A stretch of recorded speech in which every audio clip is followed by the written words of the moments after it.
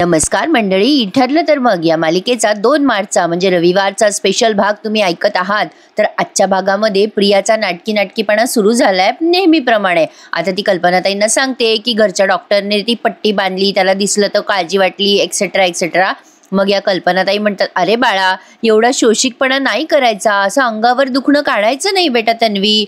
किती मोठा जोक नाही, कशाची शोषिक आली तर असो। आता लगेच प्रिया म्हणते, अगो मामी, मला ना असं आपल्या माणसांना त्रास द्यायला आवडत नाही ग। लगेच कल्पनाताई सायलीकडे बघून मुद्दाम म्हणतात बरं का या तन्वीला, अगं तन्वी, मला ना तुझ्यासारखीच गुणी मुलगी सून म्हणून हवी होती बरं का। सगळं कुठे आपल्या मनासारखं होतं ग। आता या प्रतिमा त्या या दोघींचं बोलणं ऐकताय बरं का, आणि त्यांना इतकं वाईट वाटतंय सायलीकडे बघून। सायली बाजूलाच उभी आहे। प्रिया म्हणते, काय करणार मामी, काही लोकांना आपला आनंद बघवतच नाही ग। आता प्रतिमा त्याला ते बोलल्यावर जास्तीच लागतं। प्रिया म्हणते, काही लोकांना आपला आनंद बघवत नाही ग, आपल्याला दुःख दिलंय आयुष्यभराचं आणि स्वतः मात्र आनंद लुटतायत, म्हणजे आनंद भोगतायत, असं तिला सायलीला टोमणा मारायचा आहे। लगेच या कल्पनाताई म्हणतात, जाऊ दे ना बेटा, तू माझी सून नाही झाली म्हणून काय झालं, अगं तू माझी मुलगी आहेस ना। मग लगेच प्रिया म्हणते, हो ना मामी। आता त्या प्रतिमा त्याला वाईट वाटतं बरं का।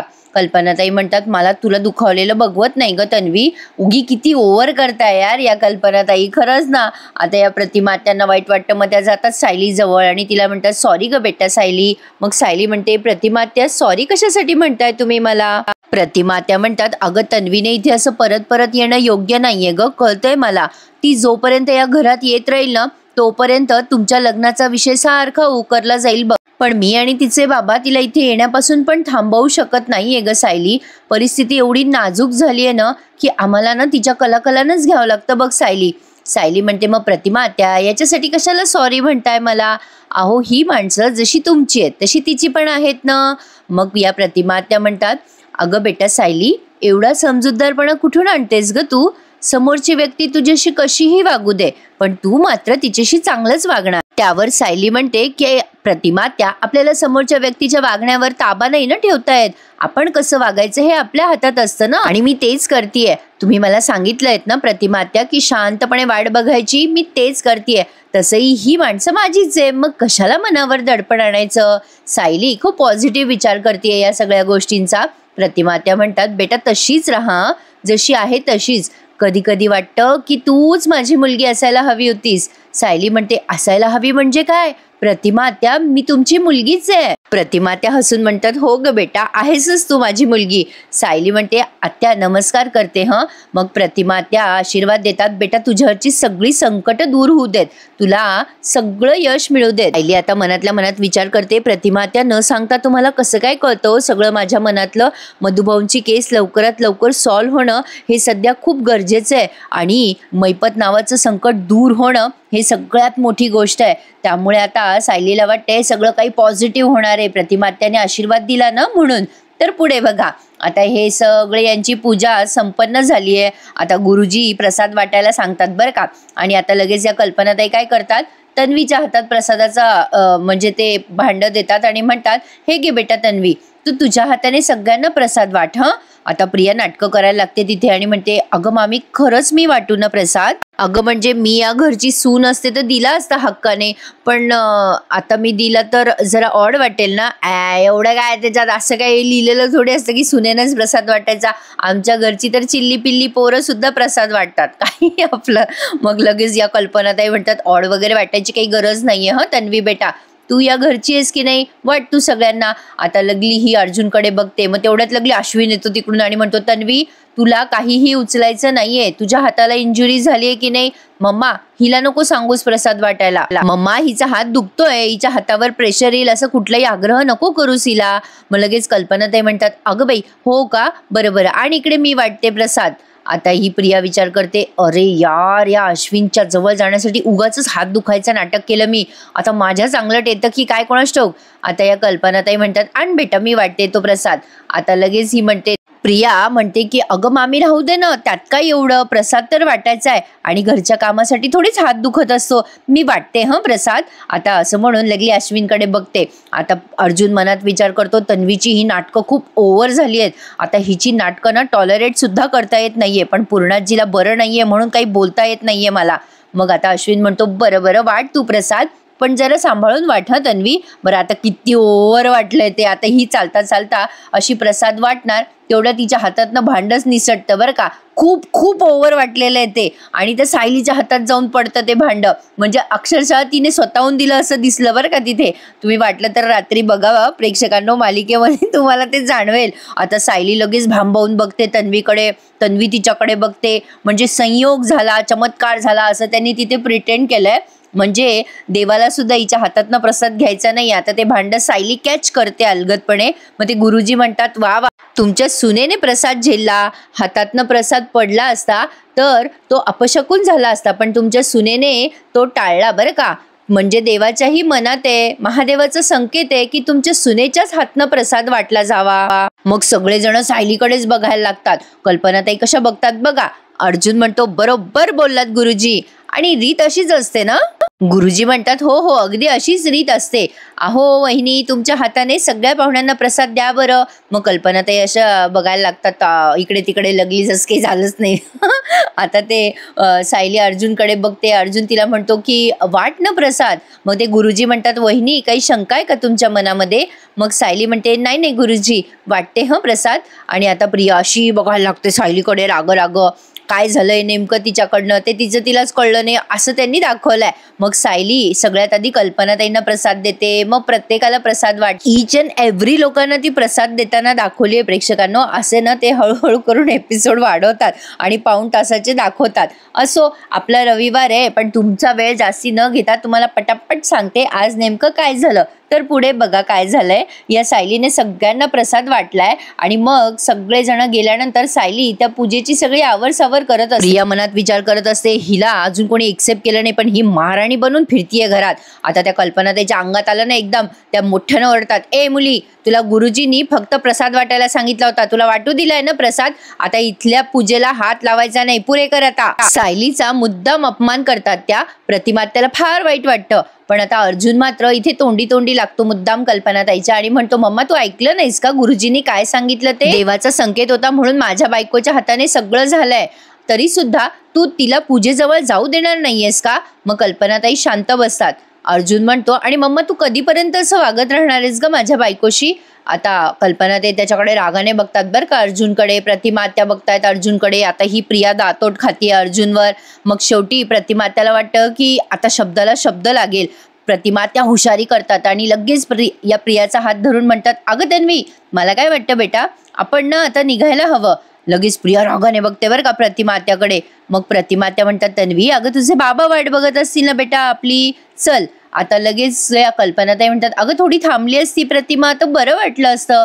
लगेच प्रिया म्हणते, अगं आई, मला पूर्णाजीशी पण गप्पा मारायच्या, थांबूयात बरं आपण थोड्या वेळ. पण प्रतिमा त्या म्हणतात, अगं नाही ग बेटा, आता आपल्याला निघायला हवं, चल बरं, चल चल चल. आता लगली हात धरलाय त्यांनी आणि तिला बाहेरच काढले. मग कल्पनाताई म्हणतात, तन्वी येत जा ग बाई वरचेवर, मुद्दाम सायलीला त्रास द्यायला. मग प्रिया सायलीकडे बघून म्हणते, येणारच आहे मी, काही झालं तरी हे माझं घर आहे, मी इथे येणारच. अर्जुन तिच्याकडे आता रागाने बघतो. प्रतिमा त्याला सुद्धा खटकतं तन्वीचं वागणं. त्या लगेच तिचा हात धरतात आणि म्हणतात, चल आता तन्वी, उशीर झाला आपल्याला. आणि या दोघी जणी निघून जातात. मग आता या दोघी निघाल्यानंतर लगेच कल्पनाताई अर्जुनची चांगलीच खबरबात घेतात आणि म्हणतात, वा रे वा अर्जुन, पाहुणे आहेत तर तू काही बोलणार का त्यांच्यासमोर, वाटेल ते बोलतोस ना. अर्जुन म्हणतो, पाहुणे कोण होते पाहुणे. अगं तू तर नेहमी आम्हाला सांगत असतेस की तन्वी या घरची कशी आहे पटवून देत असतेस ना मम्मा नेहमी हे, आणि आता पाहुणे झाले तुझ्यासाठी ते. आता लगेच अश्विन म्हणतो, दादा तू अजूनही मम्माशी रूडली बोलतोयस बरं का. मग कल्पनाताई म्हणतात, अर्जुन तू असा कधीच नव्हतास, हा उद्धटपणा तुझ्यात कोणामुळे आलाय ना ते कळतंय आम्हाला. त्या सायलीकडे बघून बोलत असतात. अर्जुन म्हणतो, मम्मा तू माझ्या बायकोला टॉन्ट मारतीयस हे मला समजत नाहीये का. माझं आणि त्यांचं लग्न झालंय म्हणून काही मी उद्धट नाही झालोय, उलट सगळ्यांना कसं समजून घ्यायचं ना हे माझी बायको मला नेहमीच सांगत असते. शेवटी सायली म्हणते, अहो चला बरं आपण वर जाऊयात. मग अर्जुन म्हणतो, हे बघा आपण काय ऐकायचंय सायली, तुम्ही काही सुनेसारखं वागायला गेला नव्हता. ती तन्वी सारखी सारखी पुढे पुढे करत होती सगळ्यांच्या, ते चाललं, पण जो मान तुम्हाला मिळायला पाहिजे होता तो तर मिळालायच ना तुम्हाला, पण यांना सगळ्याच गोष्टीत प्रॉब्लेम आहेत तुमच्यामुळे.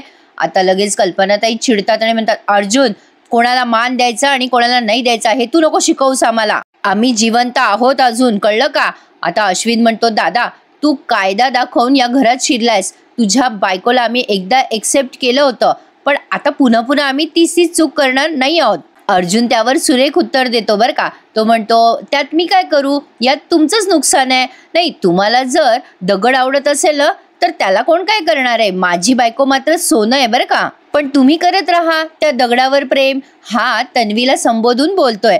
आता मात्र सायली अर्जुनवरच चिडते आणि म्हणते, बस करा आता. काय बोलताय तुम्ही उद्धट सारखं मोठ्या माणसांना. उगाच माझ्या माणसांना बोलू नका. हे मी खपवून घेणार नाहीये. त्यांचा राग माझ्यावर आहे ना, मग कसा काढायचा तो राग ते मी बघून घेईल. तुम्ही मध्ये मध्ये बोलत जाऊ नका. मी त्यांना पूजेला हात लावायला नकोय ना, नाही लावणार मी पूजेला हात. असं म्हणून ती तिच्या बेडरूम मध्ये वर निघून जाते. थोडक्यात सांगायचं झालं तर यांच्या घरात पूजा वगैरे झाली आहे, पण सांगता मात्र सुंदर अशा तमाशाने झाली आहे. आता काय म्हणू प्रेक्षकांनो. आता पुढे बघा, हे भामट्यासारखे आपले उभे खाली. खरं तर कल्पना, अश्विन हे सगळे इतके मायाळू पात्र दाखवले होते ना त्यांनी. या पात्राकडनं अशा वागण्याची आपल्याला कधी अपेक्षाच नव्हती. असो, पण अर्जुन आणि सायलीचा रोमॅन्स त्यांनी छान दाखवलाय. आता बघा, सायली वर गेल्यानंतर अर्जुन तिच्या पाठीपाठी जातो आणि म्हणतो, बोला बाबा, आता बोलून घ्या. मला जे खाली बोलता नाही आलं ते आता इथे बोला. तुम्ही असं का वागलात, तुम्हाला कळत नाही का, तुम्हाला समजत नाही का, बोला बोला बोला, ऐकायला तयार आहे मी. आता सायली म्हणते, असं का वागत असतो तुम्ही. अहो, जोडपं म्हणून आपण पहिल्यांदा पूजा केली की नाही आज. नवरा बायको म्हणून आपल्याला आशीर्वाद मिळाला ना देवाचा आज. हे सगळं चांगलं चांगलं वागायचं सोडून तुम्ही नको नको ते बोलत बसलात. मग आता अर्जुन म्हणतो, नको ते काय बोललो मी, जे योग्य आहे तेच बोललो ना. सायली म्हणते, अहो पण त्याचा परिणाम काय होणार आहे याचा विचार करत जा ना तुम्ही. अर्जुन म्हणतो, पण ते तुम्हाला बोलत असतात तेव्हा ते विचार करता का. सायली म्हणते, हक्क आहे ना त्यांना मला बोलायचा, कारण मी त्यांची आहे ना. पण आपल्याला तो हक्क नाहीये, आपण लहान आहोत. तुम्ही असं काय त्यांना उलटून बोलत असता हो. आता अर्जुन ऐकून घेतो बायकोचा ओरडा बिचारा आणि मग म्हणतो, सॉरी बाबा, आता नाही बोलणार. माझ्या बायकोला बोललेलं आवडत नाही ना मला, म्हणून मी ऐकून नाही घेतो, पण सॉरी, खरंच सॉरी. मग आता सायली म्हणते, बरं ठीक आहे, सॉरी बिरी म्हणायची काही गरज नाहीये. मला फक्त एवढंच म्हणायचं होतं की आजचा दिवस किती छान गेला, पूजा मनासारखी झाली, सगळं छान झालं. अशी या दिवसाची सांगता अशी भांडणाने नको व्हायला हवी होती. सोडा आता तो हात कानाचा. अर्जुन म्हणतो, मी नाही सोडणार हात आता, जोवर तुम्ही म्हणत नाही ना की तुम्ही मला माफ केलं. भले आता माझे कान असे लांब लांब होऊ देत, असे लांब लांब होऊन ते जिन्यापर्यंत गडगडत जाऊ देत, नाही सोडणार मी हात. मग सायली हसते आणि म्हणते, बस करा आता, पुरे करा, सोडा ते हात, केलंय माफ मी तुम्हाला आता. आणि आता माझ्या माणसांना असं उलटून नाही बोलायचं. आता अर्जुन म्हणतो, बाबा नाही बोलणार. सायली म्हणते, शब्द द्या मला, द्या शब्द. आणि असा हात पुढे करते. शब्द अशा हातावर टाकता येतात का. काही आपलं. आता अर्जुन म्हणतो, बरं दिला शब्द. आता अर्जुनने सायलीच्या हातावर हात ठेवलाय आणि म्हणतोय, हो बाबा दिला शब्द, प्रॉमिस द्या म्हणायचं बाबा, शब्द द्या. काहीतरी ड्रामॅटिकच बोलते बाबा कधी कधी सायली. असो, आपल्या डोक्याच्या वर आहे. तर पुढे बघा, आता हा मैपस प्रचंड संतापलेला असतो. त्याने पवार वकिलाला बोलवलंय आणि त्याच्याकडे वाकून म्हणतो, तुला माहिती आहे का, तुला काही कळलं का, तुला काही कल्पना आहे का, माहिती आहे का तुला पवार. अरे जोशा गायब आहे, खूप शोधलाय, सापडत नाहीये. त्याच्या हातात भला मोठा चाकू आहे. आता तो पवार म्हणतो, ओ साहेब, हे बघा तुम्हाला टेन्शन घ्यायची गरज नाहीये. अहो हे बघा, मी मधुकर पाटलाला सोमवारी हजर राहायला सांगणार आहे कोर्टामध्ये. आता मैपत म्हणतो, का. मग आता ही साक्षी म्हणते, हे बघा प्लीज, या केसमधनं सुटका झाल्यात जमाय माझी. त्यामुळे पवार आता काहीही गडबड न होता कामा नये, लक्षात ठेवायचं. आता लगेच पवार म्हणतो, हे बघा मॅडम, तुम्ही काही काळजी करू नका, आपण आता आपली पहिली स्टेप घेऊया. ती स्टेप म्हणजे मधुकर पाटलांचा जामीन रद्द. हे बघा, सोमवार नंतर कुठलीच सकाळ मधुकर पाटील त्याच्या घरात बघू शकणार नाही. त्यावर मैपत म्हणतो, आणि त्याने दुसऱ्याच्या घरात सकाळ बघितलं तर.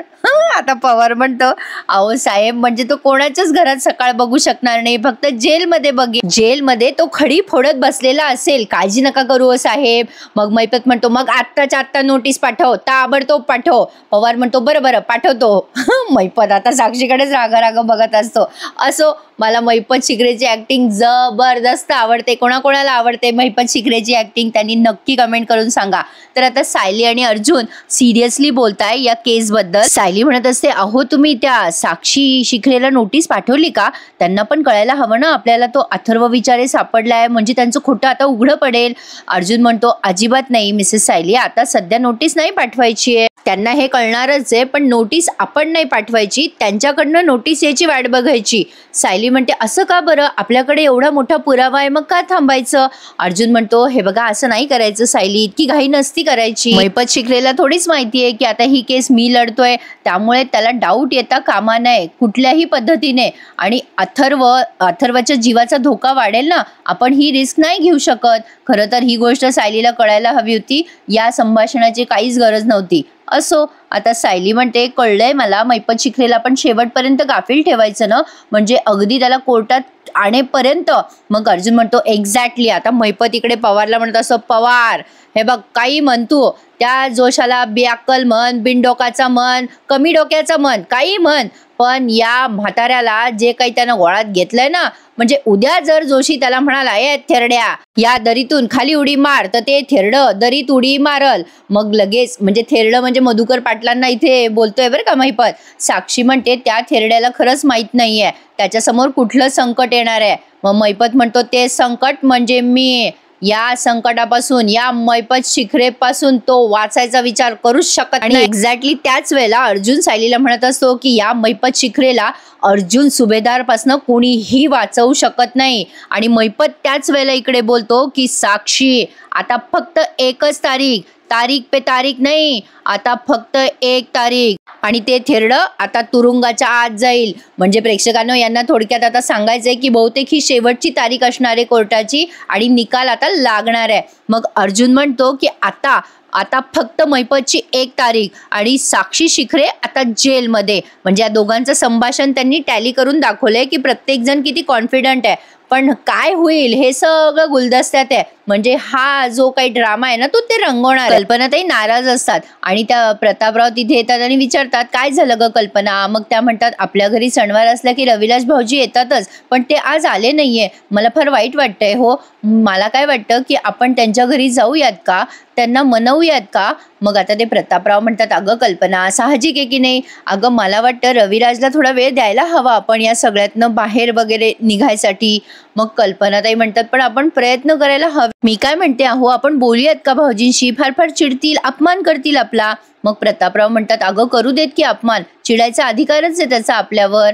मग कल्पनाताई जरा डिस्टर्ब होतात आणि म्हणतात मला ना अहो फार वाईट वाटतंय बघा, म्हणजे बघा ना आपलं घर किती हसतं खेळतं होतं ना, आणि हे सगळं काय होऊन बसलंय आज, आता काय अवस्था झाली आहे ना आपल्या घराची.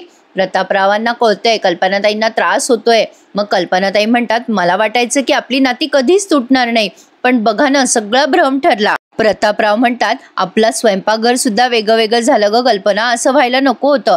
मग कल्पनाताई म्हणतात जेव्हा मी हा पर्याय सुचवला तेव्हा मला सुद्धा काही कळत नव्हतं, पण विचार करा ना मनच वेगळी झाली आहेत आपली, तर स्वयंपाकघराचं काय. हे सगळं त्या मुलीमुळे झालंय. आता अर्जुनच्या या सगळ्या अहंकारामुळे आणि हट्टामुळे. आता प्रतापराव म्हणतात जाऊ दे कल्पना, अगं शांत हो, इतका विचार नको करूस बरं, इथे बस बरं शांत बस. आता ते शांतपणे तिथे बसवतात कल्पनाताईंना आणि समजवतात. म्हणतात की हे बघ कल्पना तुला काय वाटतं ग, आपलं हे घर कधीच पूर्वीसारखं होईल का, हसतं खेळतं, नाही म्हणजे सायली बरोबर तू पूर्वीसारखं वागू शकशील का. आता या कल्पनाताई म्हणतात की मला नाही वाटत हो. आता हे प्रतापराव म्हणतात अर्जुनवरचा राग आपण कधी कमी करू शकू का ग. आता हे मुद्दाम डिफेंड करतात बरं का की पुढे काय होईल. आता या कल्पनाताई म्हणतात हे बघा हो मला खरंच असं वाटत नाहीये, कारण अर्जुनला तर मी कित्येक दिवसात जवळ घेतलं नाहीये, त्याच्या डोक्यावरनं हात सुद्धा मी फिरवला नाहीये. अर्जुन सुद्धा लहान लेकरासारखा माझ्या जवळ आला नाही हो, म्हणजे खूप दिवस झाले मी त्याला असं आई म्हणून मायाच केलेली नाहीये. तुम्हाला वाटत नाही का मला या गोष्टीचा त्रास होत असेल, खरंच हो, पण तो वागला असा ना की मला नाही सहन झालं, मला कठोर व्हावंच लागलं. सायलीवर तर पोटच्या मुलीपेक्षाही जास्ती प्रेम केलं होतं मी, म्हणूनच आज मी एवढी दुखावली गेले हो. आता कोणालाही जीव लावायची सुद्धा मला भीती वाटते, म्हणून कल्पनाताई अशा वाईट वागतात बरं का.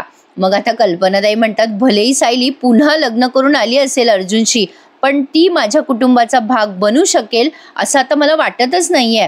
बहुतेक तरी ती खरी तन्वी असल्यावरच यांच्या कुटुंबाचा भाग होईल असं आता मला वाटायला लागलंय. मग ते प्रतापराव म्हणतात, रडू नकोस ग कल्पना. कल्पनाताई खूप रडतात, त्यांच्या नवऱ्याच्या खांद्यावर डोकं. हा पुढचा सीन खूपच रोमॅन्टिक दाखवलाय त्यांनी. आता सायली पहाटे पहाटे अंघोळ करून आली आहे आणि अर्जुन झोपलेला असतो. आता झोपताना त्याने त्याचं तोंड उघडं ठेवलंय. सायली आता त्याच्या जवळ जाते आणि त्याचं उघडं तोंड बघते आणि ती असं बंद करते त्याचं तोंड, पण तो पुन्हा तोंड उघडं करत असतो. बहुतेक त्याला तशी सवय असावी, पण सायली तशीच खेळत बसते, तोंड बंद करते उघडं करते, तिला मजा वाटत असते ते करताना. काही आपलं. मग आता ती त्याच्या चेहऱ्यावरनं अशी हात फिरवते आणि त्या आरशासमोर येऊन बसते आवरायला तिचं पुढचं. अर्जुन असं लहान मुलांसारखा दिसतोय कदाचित तिला, म्हणून ती जरा लाडात आली होती. पण आता ती तिथे आरशाजवळ बसते आणि त्या आरशाकडे बघून बोलत असते, तुम्ही जेव्हा जागे असताना हो तर काही गोष्टी मला अशी तुमच्या नजरेला नजर देऊन बोलता येत नाही, पण आता सांगते. असं म्हणून ती तिचे अशी केस नीट करत असते, तिचे केस पुसत असते आणि त्या आरशाकडे बघून म्हणते, मी जेव्हापासनं तुमच्या प्रेमात पडले ना तेव्हापासनं मी या आरशाशी बोलत असते. हा आरसा मला म्हणत असतो की तू खूप सुंदर आहेस, कारण तू अर्जुनची आहे. आणि ती गोड हसते आणि तिच्या केसांना असा हात फिरवत असते. आता अर्जुन जागा होतो बरं का. मग सायली पुढे म्हणते, मलाही खूप छान वाटतं जेव्हा हा आरसा म्हणतो ना की मी अर्जुनची आहे. असं वाटतं की तुमच्यासाठी छान तयार व्हावं. अर्जुन आता रोमॅन्टिक होऊन सायलीकडे बघत असतो. सायली पुढे म्हणते, तुम्हाला ज्या रंगाच्या साड्या आवडतात त्याच रंगाच्या साड्या नेसाव्यात, तुम्हाला आवडतात तसे नाजूक दागिने घालावे, आणि तुम्ही जेव्हा माझ्या डोळ्यात बघता ना तेव्हा तुमच्या डोळ्यामध्ये मला इतकं प्रेम दिसतं ना की असं वाटतं या जगातली सगळ्यात भाग्यवान स्त्री मीच आहे. आणि जेव्हा जेव्हा तुम्ही ते 3 शब्द बोलता ना, सायली म्हणते पुढे की तेव्हा मला खूप छान वाटतं. आणि ती लाजते स्वतःच्याच मनाशी. आणि कुठले 3 शब्द असं पुढे म्हणते आणि म्हणते, माहिती आहे ना तुला. मग अर्जुनच म्हणतो तिकडनं, आय लव्ह यू. आणि ते ऐकून सायली एकदम दचकते आणि तिला जाणवतं की अगं बाई हे तर जागेच आहे. किती ओव्हर ते, एवढं मोठ्या मोठ्याने बोलल्यावर कोणी उठून बसेल ना. अर्जुन आता असं तिच्या जवळ जाऊन म्हणतो, हेच ऐकायचं होतं ना तुम्हाला. जसं तुम्हाला माझ्यासाठी तयार व्हायला आवडतं ना तसंच मला तुम्हाला असं तयार झालेलं बघताना खूप आवडतं. आता असं म्हणून अर्जुन खूप रोमॅन्टिक झालेला असतो आणि सायली अशी गोड गोड लाजत असते. अर्जुन आता सायलीला त्याच्या हाताने तयार करतोय, म्हणजे असं तिच्या डोक्याला पुसून देतोय. आता त्या आरशावर टिकली लावलेली असते सायलीने. अर्जुन ती टिकली घेतो आणि तिच्या कपाळाला लावतो आणि तिला असं खुणवतो की खूप गोड दिसतेस तू. सकाळी सकाळी यांना बरा वेळ मिळतोय प्रेक्षकांना रोमॅन्स करायला. पण पुढे बघा आता तो असा छान रोमॅन्टिक होतो. मागे छान बॅकग्राऊंड म्युझिक चालू आहे की ते गाणं नाही का, ठरलं तर मग ठरलं, ते रोमॅन्टिक गाणं त्यांनी लावलंय, तुझ्या विना ना सुचेल काही वगैरे वगैरे. आणि मग अर्जुन रोमॅन्टिक होऊन तिला जवळ घेत असतो आणि ही बरोबर त्याच वेळेला पळून जाते बाजूला. आणि अर्जुन असा पश्चाताप व्यक्त करतो. पुढे काही धकत नाही वाटते यांची लव्ह स्टोरी. आणि आता ती खिडकीजवळ जाऊन हसते अर्जुनला. अर्जुन आता जरा वैताग फील करतो. मग सायली म्हणते, आवरा आता नाहीतर उशीर होईल तुम्हाला जायला. मग अर्जुन म्हणतो, हो बाबा मी माझ्या बायकोच्या शब्दाबाहेर नाही आहे. आता अर्जुन आवरायला जाणार तेवढ्यात ही पुन्हा त्याला आवाज देते आणि म्हणते अहो. मग तो बघतो तिच्याकडे आणि ही लांबूनच असं फ्लाइंग किस देते त्याला आणि तो धाडकन तिथे दिवाणवर.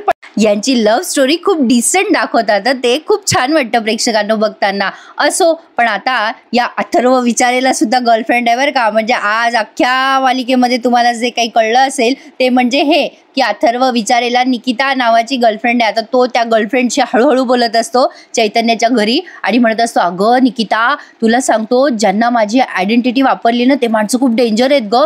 अगं मला वाटतं हे फार भयंकर ठिकाणी अडकलोय ग मी. अगं मला वाटतं हे काहीतरी वेगळंच गौड बंगाल आहे ग. अगं त्यांच्या विरुद्ध मी कशी साक्ष देणार ग, ते माणसं डेंजर आहेत म्हणे.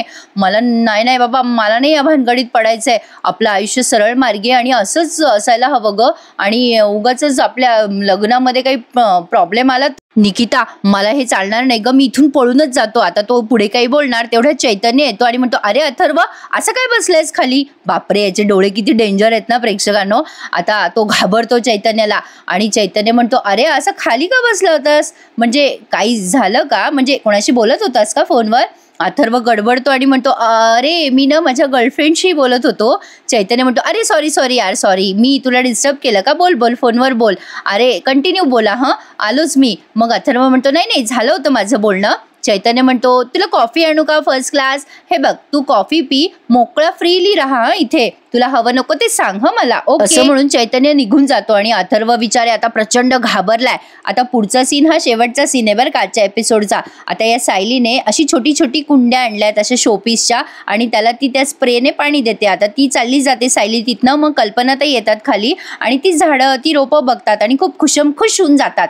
आणि अश्विन येतो खाली, त्याला म्हणतात अरे अश्विन, अरे काय सुंदर रोपं आणलीस रे तू, मला वाटलंच होतं तूच आणली असशील ही रोपं. अरे कधीच माझ्या मनात होतं बघ ही रोपं अशी लावायची आपल्या घरामध्ये. एका डॉक्टरलाच कळू शकतं की अशी रोपं लावल्यामुळे घरातलं वातावरण किती छान होतं. अश्विन म्हणतो ए मम्मा अगं मी ही रोपं आणलेली नाहीयेत, खरंच मी आणलेली नाहीयेत, इतर या कुंड्या आत्ताच बघतोय. कल्पनाताई म्हणतात मग ह्या कुंड्या कोणी आणल्या? मग सायलीची एंट्री होते आणि ती म्हणते मी आणल्या ताई या कुंड्या. आता त्या प्रत्येक कुंडीवर तिने नावं टाकलेत बरं का, प्रताप, पूर्णाई, कल्पना, अश्विन अशी नावं टाकली आहेत. आता ती नावं ती या दोघांना दाखवते अशी फिरवून, कुंड्या फिरवून. आता ते बघितल्यावर कल्पनाताई जरा आश्चर्यचकितच होतात. सायली आता हसून त्यांना त्या सगळ्या कुंड्यांचा अर्थ सांगते आणि त्यांना म्हणते की आई ही सगळी रोपं मीच आणली आहेत बरं. म्हणजे ते ईच अँड एव्हरी कुंडी तिने अशी पलटवून दाखवली आहे आणि पुढे म्हणते कसं आहे ना आई की ही सगळी रोपं आहेत ना अजून कवळी आहेत बघा, यांची मुळं अजून नीट रुजलेली नाही आहेत, पण त्यांना छान पाणी दिलं, खत दिलं तर ते छान रुजतील आणि छान उगतील. असं चुकूनही त्यांना त्रास होता कामा नये ना. नियमितपणे पाणी दिलं तर यांना छान पालवी फुटेल ना. आपल्या नात्याचं पण असंच आहे ना आई. आता सायली असं बोलल्यावर अश्विन म्हणतो आई मी निघतोय. कल्पनाताई आता जरा कानकोंड फील करतात आणि हा भाग त्यांनी संपवला इथेच. आता पुढच्या भागामध्ये अथर्व विचारे गायब झालाय हे अर्जुन फोनवर सांगतोय सायलीला. एवढाच काय तो प्रोमो दाखवलाय. तर असा होता बाई आजचा हा रविवारचा भाग. काय वाटतं प्रेक्षकांनो? काहीच दाखवलं नाही असं मला सुद्धा जाणवलं, पण तेवढा सायली आणि अर्जुनचा रोमॅन्स मात्र. आणि घरोघरी मध्ये माझा अंदाज बरोबर निघाला बरं का प्रेक्षकांनो. त्या ऋषिकेशच्याच नावाने घर होतं बरं का. मी जस्ट एक क्लिप बघितली कारण खूप उत्सुकता होती ना पुढे काय होणार आहे. तर बघत राहा पुढचा रिव्ह्यू. आणि हा रिव्ह्यू कसा वाटला आपला ठरलं तर मग मालिकेचा आम्हाला कमेंट करून नक्की कळवा. आणि ज्यांनी चॅनल नसेल सबस्क्राईब केले त्यांनी प्लीज अजूनही चॅनलला सबस्क्राईब करा आणि आपले सगळे रिव्ह्यूज एन्जॉय करायला विसरू नका. भेटूयात उद्या सकाळी पुन्हा एकदा. ठरलं तर मग आजचा तुम्हाला रविवार छान जाओ. Happy Sunday to all of you. धन्यवाद.